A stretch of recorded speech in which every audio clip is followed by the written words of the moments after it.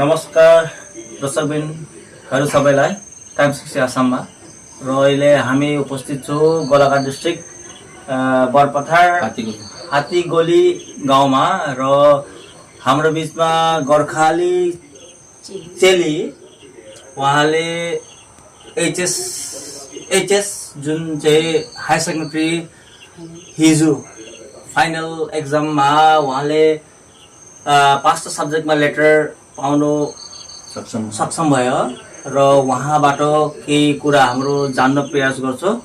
आउनुहोस् उहाँबाट केही कुरा जान्न प्रयास गरौँ। बहिनी तपाईको नाम? नमस्कार, मेरो नाम सुहानी छेत्री दाहाल। मेरो गाउँ हात्तीगोली बरपथार हो। मैले बरपथार बोलोसिंह मेमोरियल स्कुलबाट higher secondary exam pass out गरेँ। कुन सब्जेक्टमा बहिनी? English, Hindi, history, geography, education. अनि कति मार्क्सले तपाईले थाहा होला? मार्क्स हजुर। मैले हिस्ट्रीमा 97, जियोग्राफीमा 92, एजुकेसनमा 84, इङ्ग्लिसमा 84 अनि हिन्दीमा 84। अनि तपाईले आउँदो दिनमा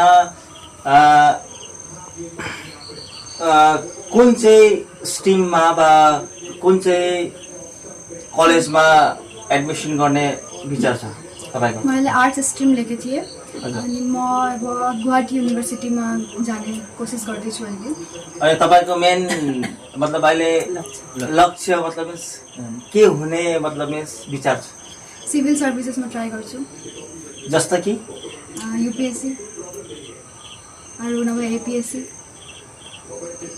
भन्नु तपाईलाई यो मुकाम त पुर्याउनु कसले साथ दियो वा कसले सहयोग दियो त्यसमा के भन्नुहुन्छ? मलाई मेरो फ्यामिली मेम्बरहरूले बहुत बेसी सपोर्ट गर्नुभएको छ। मम्मी पापा, हजुरआमा, हजुरबुवा अनि स्कुलको स्टाफ टिचर्सहरू सबैले बहुत बेसी सपोर्ट गर्नुभएको छ। र तपाईले जति पनि पढ्नु भएको थियो कति मतलब टाइमिङ एउटा निर्धारित कति घण्टा तक पढ्नु भएको थियो? म 8 घण्टा तक पढ्थेँ टोटल। ट्युसन कोचिङहरू? म ट्युसन कोचिङ केही पनि लिएको थिएँ। घरबाटै? हजुर, घरबाट। यति स्ट्रगल गर्नुभयो? हजुर। मम्मी पापाले यति गाइड गर्नुभयो तपाईँलाई? अनि तपाईँले यस यति 5टा सब्जेक्टमा लेटर पाउनुभयो, तपाईँले मम्मी पापा कसलाई बेसी क्रेडिट दिन चाहनुहुन्छ? म सबैलाई क्रेडिट दिन चाहन्छु। सबैले बहुत बेसी सपोर्ट गर्नुभएको छ, बहुत बेसी गाइड गर्नुभएको छ। सबैलाई बहुत बेसी धन्यवाद छ। स्पेसली मम्मी पापा कसलाई बेसी माया गर्नुहुन्छ तपाईले?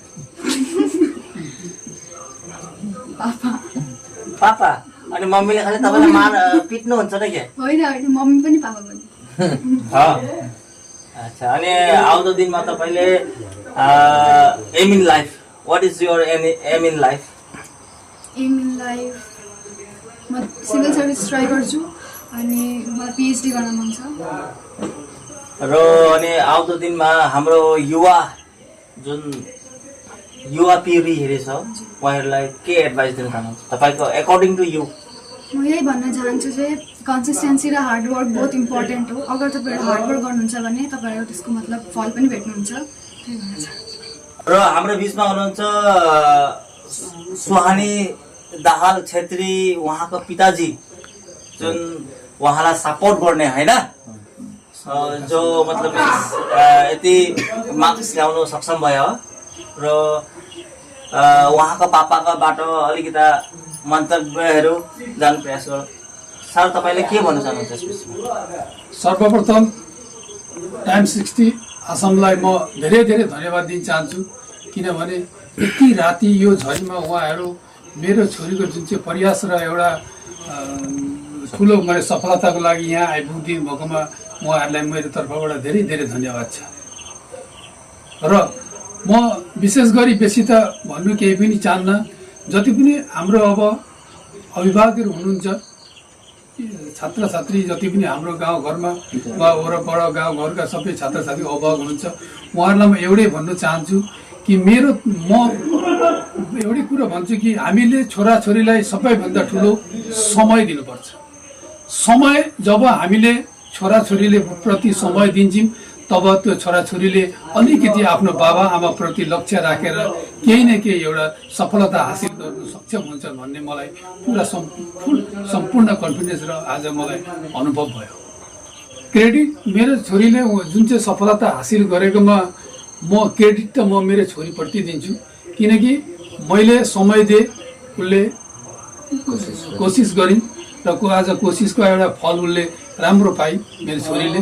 र विशेष गरी म क्रेडिट म मेरो छोरीलाई नै दिन्छु, मैले खालि समय दिएको थिएँ उसलाई। मलाई मेरो छोरीप्रति यसै गौरव त थियो, तर यो जुन चाहिँ यो 2026 को उच्चतर माध्यमिक चूडान्त परीक्षाको फलाफल देखेर म मेरो छोरीप्रति अझै पनि म गौरव गर्दछु। म यस विषयलाई केही पनि के भन्नु, अब मेरो लागि छोरा भयो नि छोरी भयो नि एउटै हुन् र छोराले पनि हामीहरूलाई अन्तिममा हेर्नै पर्छ र छोरी भए पनि छोरीले अन्तिममा हामीहरूलाई हेर्छ नै भन्ने म पूर्ण विश्वास राखेर आज यो मेरो छोरीहरूलाई म एउटा ज्ञान दिँदैछु। र धन्यवाद छ उहाँको पिताजीलाई। र हामी अहिले उहाँको मम्मीसँग जाम।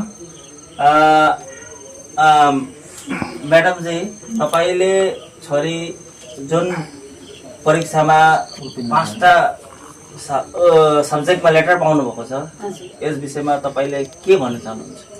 म त अति नै खुसी छु। मेरो छोरीले यो 5वटा लेटर लिएर 88% मा उत्तीर्ण भएकामा म बहुतै खुसी छु। र हामीले पनि धेरै नै कष्ट गरेरै छोरीले पनि सक्षम हुन पाएकी हुन्। हामीले कष्ट नगरेर भए ऊ मात्रै अघि बढेर पनि सक्ने थिएन। र हाम्रो घरमा सबैजनाकै साथ सपोर्ट भएरै हाम्रो छोरीले यतिको पुगेकी हुन्। मेरो छोरी त सिभिल सर्भिसै भन्दैछिन्, तर मेरो लागि त मेरो छोरी टिचर वा प्रोफेसर त्यही होस् भन्ने चाहन्छु, किनकि मेरो नजिकै होस् जस्तो लाग्छ मेरो छोरी मलाई सधैँभरि नै त्यही चाहन्छु। र तपाईँले टिचर वा प्रोफेसर भन्नुभयो, टिचर र प्रोफेसरमा चाहिँ के इन्ट्रेस्ट देख्नुभयो तपाईँले?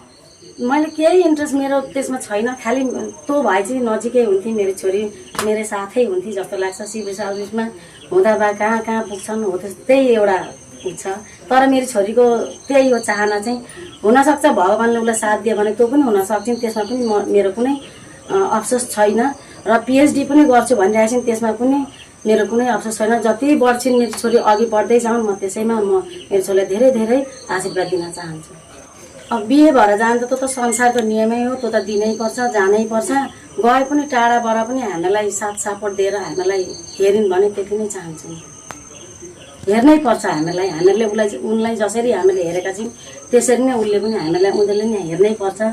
र हामीले पनि यही 2टा छोरी, मेरो 2टा छोरी हुन्, 2टी छोरीकै उसमा हामी अब यिनीहरूकै लागि भनेर यिनीहरूको भविष्य उज्जवल गर्नको लागि हामी यति हामीहरूको कुनै नोकरी चाकरी छैन, हामी खेतीमा छौँ, हामी खेतीबाटै छोरीहरूलाई यतिसम्म सक्षम पार्न गइरहेका छौँ। र हामीहरूलाई पनि उनीहरूले पछि मेरो बाबा मम्मीले यत्रो दुःख गर्नुभएको थियो भनेर उनीहरूले पनि त्यो याद राखेर हामीलाई हेर्नुपर्छ, त्यति नै भन्न चाहन्छु।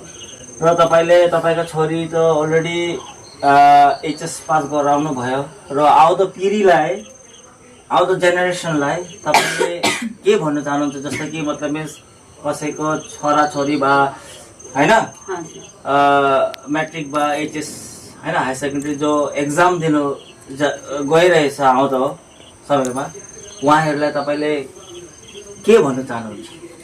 म यति नै भन्न चाहन्छु, जस्तो मेरा छोराछोरी त्यस्तै हुन्, सबैका छोराछोरी मेरा छोराछोरीले जस्तो गरे त्यस्तै गर्न, त्यस्तै नै म पनि त्यस्तै नै, हामी नि त्यस्तै हुनुपर्छ।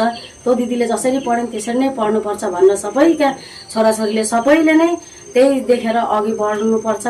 र मेरा छोराछोरी जस्ता सबैका छोराछोरीको नि म त्यही भन्छु, मेरो छोरी जस्तै नै सबै मेरो गाउँमा त्यसरी नै उज्जवल भविष्य बनाउँदै निस्कुन् र हाम्रो गाउँलाई उज्जवल बनाउनु त्यही कामना गर्दछु। म यस विषयमा के भन्नु, मेरो नाति नै हो, नातिले राम्रो पास गरी हामीलाई खुब धन्यवाद छ। यसरी नै पढेर अघि बढुन् यिनीहरू भन्ने म त्यति नै चाहन्छु। हजुर, म त यो पहिले त यो आसाम टाइम 60लाई धन्यवाद दिँदै मेरो छोरी सुहानी दाहाललाई म धेरै मुरी धन्यवाद दिन्छु। उहाँले 88.2% ल्याएर सक्षम हुनुभएको छ र उहाँको उज्जवल भविष्यको लागि हाम्रो सबै फ्यामिलीले हामीले सपोर्ट गरेको छौँ उनलाई र ऊ अझै पनि अघि बढोस् भन्ने हामी यही चाहना छ हामीले।